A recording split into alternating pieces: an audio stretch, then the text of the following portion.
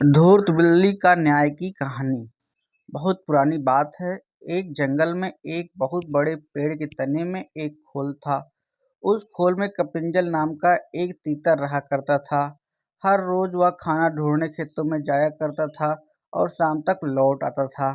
एक दिन खाना ढूंढते ढूंढते कपिंजल अपने दोस्तों के साथ दूर किसी खेत में निकल गया और शाम तक नहीं लौटा। जब कई दिनों तक तीतर वापस नहीं आया तो उसके खोल को एक खरगोश ने अपना घर बना लिया और वहीं रहने लगा। लगभग 2 से 3 हफ्तों बाद तीतर वापस आया। खा खाकर बहुत मोटा हो गया था और लंबे सफर के कारण बहुत थक भी गया था। लौटकर उसने देखा कि उसके घर में खरगोश रह रहा है। यह देखकर उसे बहुत गुस्सा आ गया और उसने झल्लाकर खरगोश से कहा, ये मेरा घर है, निकलो यहाँ से। तीतर को इस तरह चिल्लाते हुए देख खरगोश को भी गुस्सा आ गया और उसने कहा, कैसा घर, कौन सा घर? जंगल का नियम है कि जो जहाँ रह रहा है वहीं उसका घर है। तुम यहाँ रहते थे लेकिन अब यहाँ मैं रहता हूँ और इसलिए यह मेरा घर है। इस तरह दोनों के बीच बहस शुरू हो गई। तीतर बार बार खरगोश को घर से निकलने के लिए कह रहा था और खरगोश अपनी जगह से टस से मस नहीं हो रहा था। तब तीतर ने कहा कि इस बात का फैसला हम किसी तीसरे को करने देते हैं। उन दोनों की इस लड़ाई को दूर से एक बिल्ली देख रही थी।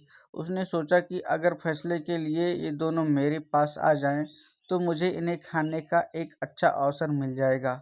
यह सोचकर वह पेड़ के नीचे ध्यान मुद्रा में बैठ गई और जोर जोर से ज्ञान की बातें करने लगी। उसकी बातों को सुनकर तीतर खरगोश ने बोला कि यह कोई ज्ञानी लगती है और हमें फैसले के लिए इसके ही पास जाना चाहिए। उन दोनों ने दूर से बिल्ली से कहा, बिल्ली मौसी, तुम समझदार लगती हो, हमारी मदद करो और जो भी दोषी होगा उसे तुम खा लेना।